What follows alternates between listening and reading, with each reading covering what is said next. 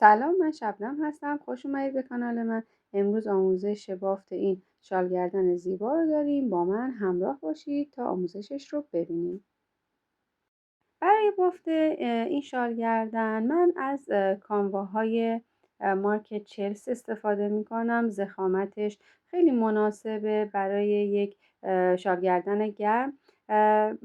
4 کلاف کانوا اگر تهیه کنید میتونید به اندازه دلخواهتون برسید. قلاب شماره 5 هم مناسب این ضخامت کانوا هستش.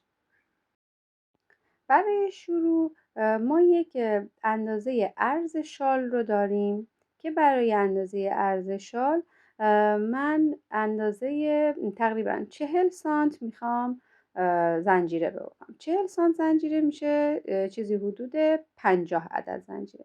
این 50 عدد زنجیره رو میبافم و برمیگردم. خب 5 عدد زنجیره رو که بافتیم، الان اینو در حالت کشیده من یک بار با سانتی متر اندازه میگیرم ببینم به اندازه‌ای که میخواستم رسیدم یا نه. میتونید این عرض رو کمتر در نظر بگیرید. من این رو 50 عدد زنجیره بافتم و میبینید که در حالت کشیده تقریبا حدود 40 سانت میشه، چون قراره که این بافت رو ما اتو کنیم و بکشیمش. پس بنابراین به این عرض شال گردن ما میرسیم. خب برای بافت ما میایم از بالا میشماریم. توی دومین زنجیره یک پایه کوتاه میبافیم. ببینید از 2 تا از این 2 پا رد میکنم، یه پایه کوتاه میبافم. حالا میام توی پایه زنجیره بعدی. نگاه کنید، این زنجیره، اینو رد میکنم میرم تو زنجیره بعدی. توی این زنجیره 3 تا پایه بلند میبافم. 1 2 و 3. 3 تا پایه بلند بافتم به این شکل. الان میام دوباره اینجا رو زنجیره ها یه دونه زنجیره رد میکنم. تو زنجیره بعدی قلاب رو داخل میبرم، یک نخ بیرون میکشم، دوتاشو یکی میکنم، یعنی یک پایه کوتاه میبافم. باز یه دونه زنجیره رد میکنم. تو زنجیره بعدی 3 تا پایه بلند میبافم. این بافت به همین صورت هستش.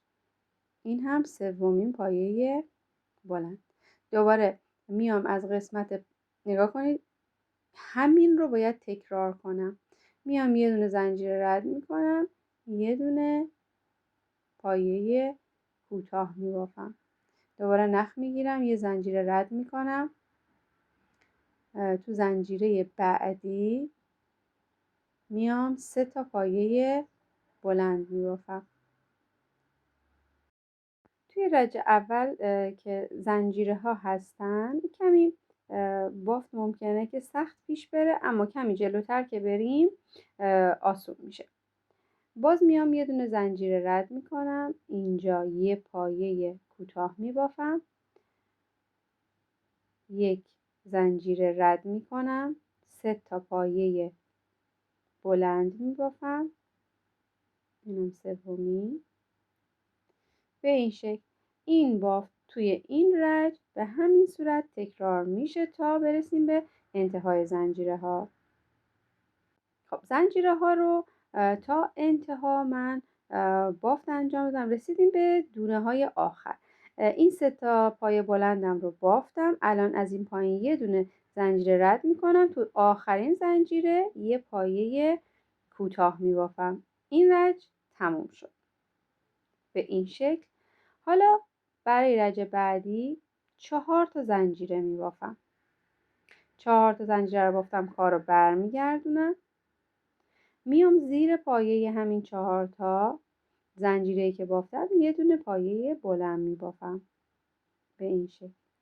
حالا این 3 تا پایه رو اینجا میبینید تو رج قبل بافتیم. نگاه کنید از این بر مشخصه.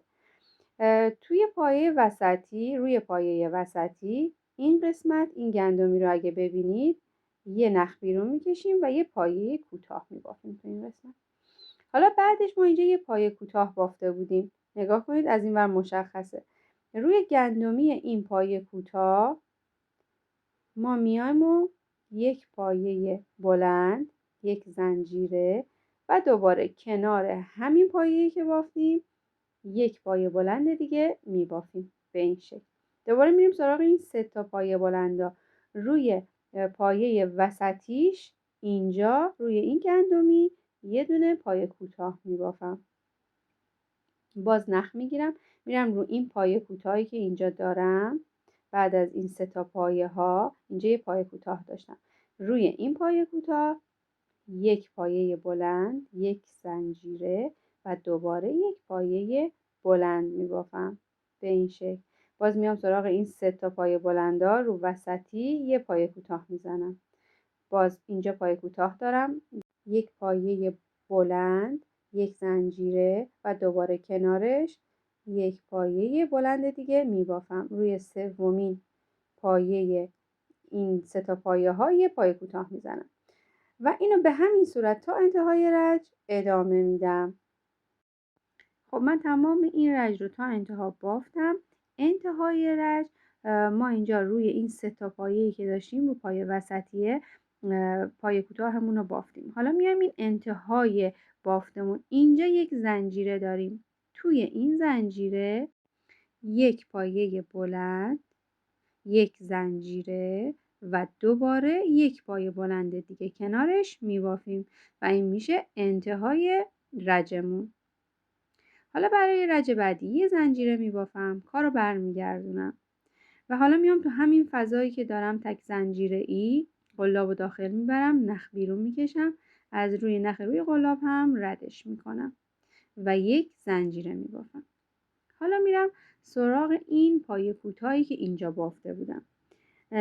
اگر دقت بکنید این پایه کوتاه یک گندمی بالاشه، از این سمت بچرخونید گندمی رو و پایه کوتاه رو کامل میتونید تشخیص بدید. بعد از این 2 تا پایه بلند هایی که بافتیم و یه زنجیره ای که وسطشه، یک نخ میگیریم، میایم داخل این پایه کوتاه و 3 تا پایه بلند میبافیم. اینم سومین پایه. حالا در ادامه اینجا پایین توی رج قبلی 2 تا پایه بلند داشتیم، وسطش یه دونه زنجیره. میایم توی این فضای تک زنجیره‌ای یه پایه کوتاه میزنیم. دوباره نخ میگیرم، میرم اینجا یه دونه پایه کوتاه دارم تو رج قبلی، روی گندمی این پایه کوتاه ببینید از این سمت بچرخونید مشخصه اینجا یه پایه کوتاه هستش. روی این گندمی میام 1 2 و 3 تا پایه بلند میبافم. ببینید داریم تکرار میکنیم و رج رو به همین صورت. باز میام بین این 2 تا پایه بلندا یک پایه کوتاه میبافم. باز روی این پایه کوتاهی که اینجا دارم 1 2 و 3 تا پایه بلند میبافم و این بافت رو دارم تکرار میکنم. یه پایه کوتاه، دوباره 3 تا پایه بلند. جاش هم که مشخصه، یک بار ما بین 2 تا پایه بلند ها، یک بار روی پایه کوتاه. الان روی این ما بین 2 تا پایه ها، بعد روی پایه کوتاه میام 3 تا پایه بلند میبافم. 3 تا پایه بلند، یه پایه کوتاه، 3 تا پایه بلند، یه پایه کوتاه. این رج به همین شکل ادامه پیدا میکنه تا انتهای رج. خب رج رو تا انتها بافتم، رسیدم به این 4 تا زنجیره‌ای که داشتیم توی رج قبلی. توی این 4 تا زنجیره تو این فضا یه پایه کوتاه میبافم و رج رو تموم میکنم. برای رج بعدی دوباره میام 2 3 و 4 تا پایه بلند میبافم. کار رو برمیگردونم، زیر پایه همین 4 تا زنجیره یک پایه بلند میبافم. میام سراغ این 3 تا پایه‌ای که اینجا دارم، رو پایه وسطیش مثل رج قبلی یه پایه کوتاه میزنم. دوباره نخ میگیرم، میام اینجا یه پایه کوتاه دارم مال رج قبله، روی گندمیش یک پایه بلند، یک زنجیره، دوباره کنارش یک پایه بلند. باز اینجا 3 تا پایه بلند دارم، میام روی سومین پایه و یک پایه کوتاه میبافم. دوباره نخ میگیرم، میام روی این پایه کوتاهی که دارم، یک پایه بلند، یک زنجیره دوباره یک پایه بلند دیگه میبافم. باز میرم سراغ این پایه وسطی، اینجا یه دونه پایه کوتاه میبافم، نخ میگیرم، یک پایه بلند، یک زنجیره، دوباره یک پایه بلند میبافم. و دقت کنید که این دو تا رج داره تکرار میشه به صورت رفت و برگشت. وقتی که رسیدم به انتهای رج، دوباره میام مثل رج قبلی عمل میکنم و این چند رج که بالا برید متوجه میشید که بافتتون و طرح بافتتون چه شکلی است. من اینو چند رج میبافم، وقتی که بالاتر رفتم برمیگردم. خب همونطور که میبینید من چندین رج بافتم. الان نقشه بافتم و طرح بافتم کاملا مشخص هستش. این وقتی که اتو بخوره و از هم باز بشه، طرحی که بافتیم کاملا مشخص میشه. حالا میام ادامه بافت رو با هم دیگه میبافیم. ببینید من الان انتهای این رج هستم، 2 تا پایه بلند بافتم، یک پایه کوتاه، انتهای رج هستم. توی این قسمت انتهایی رج روی آخرین گندمی که دارم یک پایه بلند، یک زنجیره و دوباره یک پایه بلند میبافم و این رج رو تموم میکنم. و همونطور که بهتون گفتم الان دوباره یک زنجیره میزنم و رج رو تکرار میکنم. میام توی این فضای تک زنجیره ای قلاب رو میرسونم به این قسمت، یک زنجیره میزنم، نخ میگیرم، میرم سراغ این پایه کوتاه و روی این پایه کوتاه 1 2 و 3 تا پایه بلند میبافم. میرم تو این فضای تک زنجیره ای، یه پایه کوتاه میبافم، نخ میگیرم، میرم روی این پایه کوتاه، یک پایه بلند، 2 پایه بلند و 3 پایه بلند میبافم و این رو تکرار میکنم. و ببینید همه این بافت ها پشت هم و روی هم داره بافته میشه و کاملا طرح بافت مشخص هستش. باز میام توی این فضای تک زنجیره ای، یک پایه کوتاه میبافم، روی این پایه کوتاهی که دارم 3 تا پایه بلند باید ببافم مثل چیزی که قبل از این بافتم. دومین پایه و سومین پایه بلندم رو میبافم، یک پایه کوتاه میزنم، دوباره 3 تا پایه بلند میبافم روی این پایه کوتاه رج قبل و دوباره یه پایه کوتاه میزنم. همینو تکرار میکنم، اینقدر این رو میبافم تا برسم به ارتفاع مورد نظرم. من این رو به اندازه 3 تا کلافی که دارم، 3 تا 3.5 کلافی که دارم میبافم و برمیگردم. خب همطور که میبینید من 3.5 کلاف کاموا بافتم و یه نصف کلاف کاموا رو گذاشتم برای قسمت جیب ها. الان اینو من روی هم قرار میدم، یک بار با سانتیمتر اندازه میگیرم تا ببینیم این قبل از اتو کردن چقدر ما بافتیم. این الان 2 لا هستش، از ابتدا تا انتها تقریبا 52 سانت هستش، یعنی میشه 104 105 سانت اندازه طول شال گردنمون هستش که البته بعد از اتو کردن این کاملا کشیده میشه و از هم باز میشه. الان ما خواهم توی این قسمت جیب رو مشخص کنیم که چه اندازه باید ببافیم. ببینید ما این اندازه تقریبا میشه 20 سانت میخوایم جیب در نظر بگیریم. 20 سانت تقریبا در 15-20 سانت، حالا این ارتفاعش بستگی به خودتون داره. میریم سراغ مرحله بافت جیب. انتهای این نخ رو هم که گفتم قیچی میکنیم، نخ رو از لابلای بافت باید رد کنید، گره بزنید تا دیگه باز نشه. میریم سراغ بافت جیبمون. خب برای قسمت جیب من تعداد 26 عدد زنجیره بافتم. این 26 عدد زنجیره از ابتدای این زنجیره ها تا قسمت انتهاییش 20 سانت هستش، همون اندازه‌ای که تقریبا در نظر گرفته بودیم. میایم برای بافت این جیب یکم طرح متفاوت میکنیم. میخوایم پایه بلند ببافیم، اما پایه بلندی که متفاوت هستش و بینش سوراخ ایجاد نمیشه. پس بنابراین یک پایه میبافیم توی سومین زنجیره‌ای که داریم. حالا بعد از این میایم رو سراغ این لپی که اینجا داریم، قلاب داخل میبریم. بعد میایم روی زنجیره هایی که داریم یک نخ بیرون میکشیم. الان اینجا 3 تا رو 2 تا، 2 تا رو یکی میکنیم به این شکل. دوباره ببینید اینجا یه دونه نخ داریم، یه لپی اینجا داریم، قلاب میبریم داخل. از روی زنجیره هم از پشت زنجیره یک نخ بیرون میکشیم. 3 تا رو میکنیم 2 تا، 2 تا رو میشه یکی. باز از این لوپ قلاب داخل میبریم، از زنجیره رد میکنیم، یه دونه نخ بیرون میکشیم.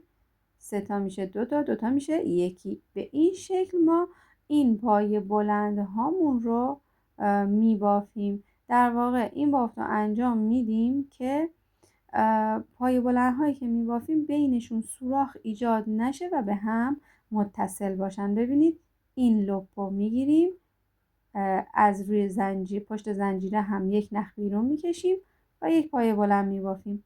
به این حالت در میاد بافتمون که مورب هستش اما بینش هیچ سوراخی ایجاد نشده. تا انتها همینو میبافیم. خب رسیدیم به انتهای رج. تمام این قسمت رو من به همین صورت بافتم. یک بافت مورب زیبایی به وجود اومد. الان یه دونه زنجیره میزنم، کارو برمیگردونم. این الان اولین پایمونه. ببینید همینجا روی این گندمی که اینجا میبینید قلاب داخل میبریم، نخ بیرون میکشیم، دوتاشو یکی میکنیم. حالا میام این لپ پای کوتاه رو میگیرم و یه پای کوتاه دیگه روش میبافم به این شکل. از اینجا به بعد باز همونو تکرار میکنیم. این لپ پایمون و از پشت گندمی یک نخ بیرون میکشیم. 3 تاشو میکنیم 2 تا و 2 تاشو میکنیم یکی. باز میام این لبه رو قلاب داخل میبرم، از این لبه از پشت این گندمی که اینجا دارم هم یک نخ بیرون میکشم. حالا یک پایه بلند میبافم باهاش، از این لپ رد میکنم، یک نخم از پشت قلاب میگیرم و پایه بلند میبافم.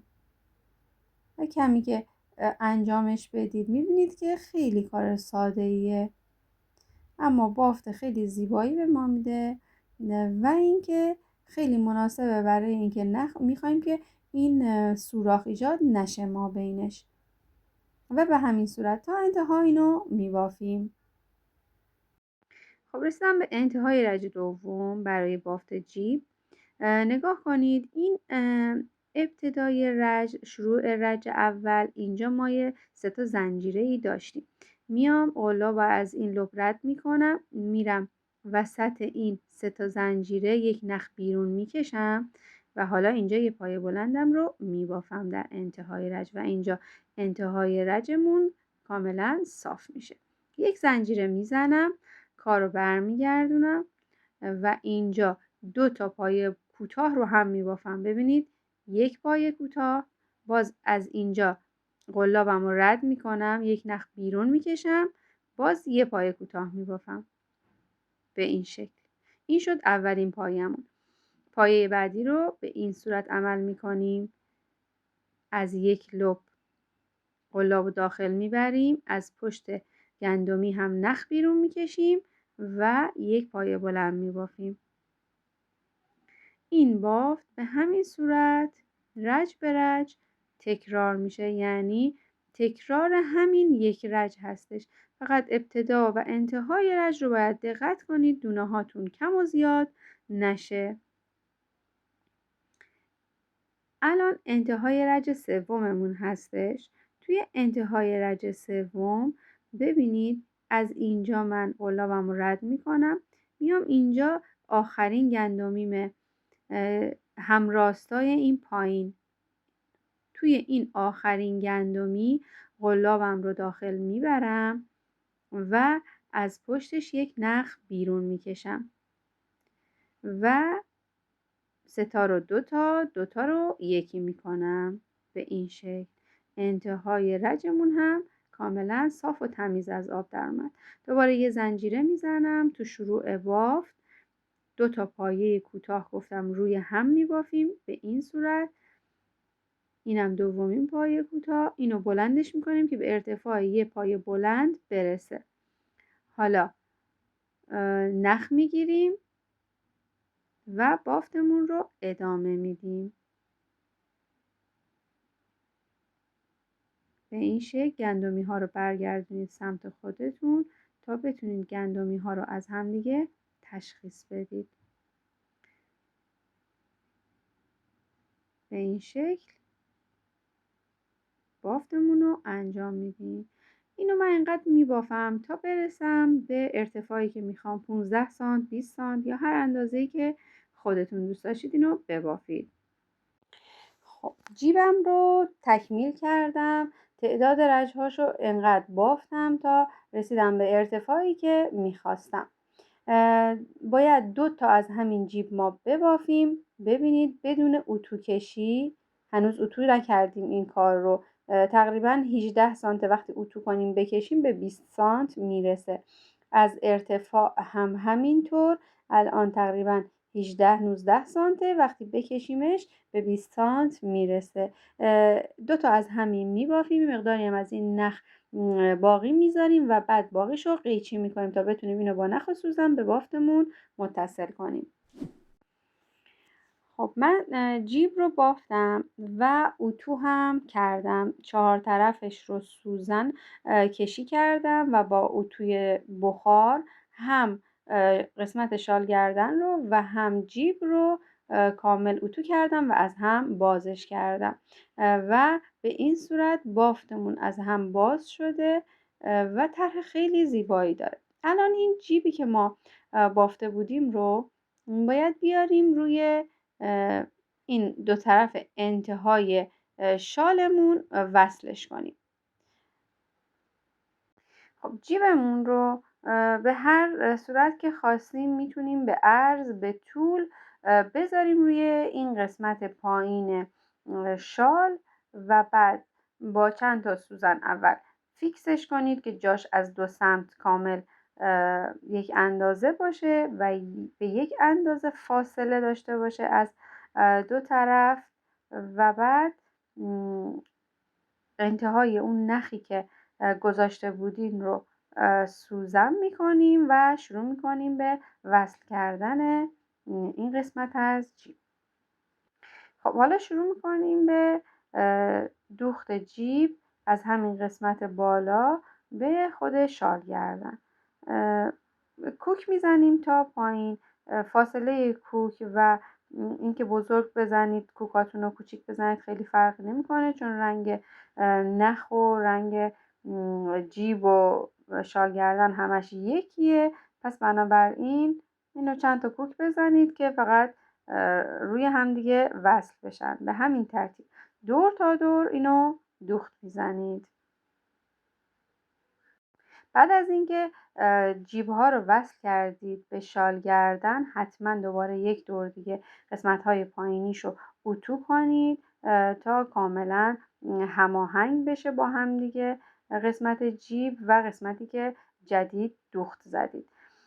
به این شکل الان این کار شال گردن ما تموم شده. شما میتونید روی این قسمت جیب ها گل بچسبونید یا همینطوری ساده استفاده کنید. من گل هایی رو که از قبل بافته بودم و آموزشش داخل کانال هستش، اگر میخواید که از این گل ها ببافید حتما به کانال سر بزنید و آموزش این گل ها رو و همچنین این برگ ها رو ببینید. اینها رو با نخ و سوزن به این قسمت از جیب میتونید وصل بکنید. اندازه نهایی شال گردنمون هم 150x40 هستش. امیدوارم که از این آموزش لذت برده باشید. لطفاً ویدیو رو لایک کنید. اگر سوالی داشتید حتما توی کامنت ها بپرسید و کانال ما رو با دوستانتون به اشتراک بذارید. ممنونم که تا اینجای ویدیو همراهیم کردید. اگر کانال رو سابسکرایب نکردید لطفاً کانال رو ساب کنید.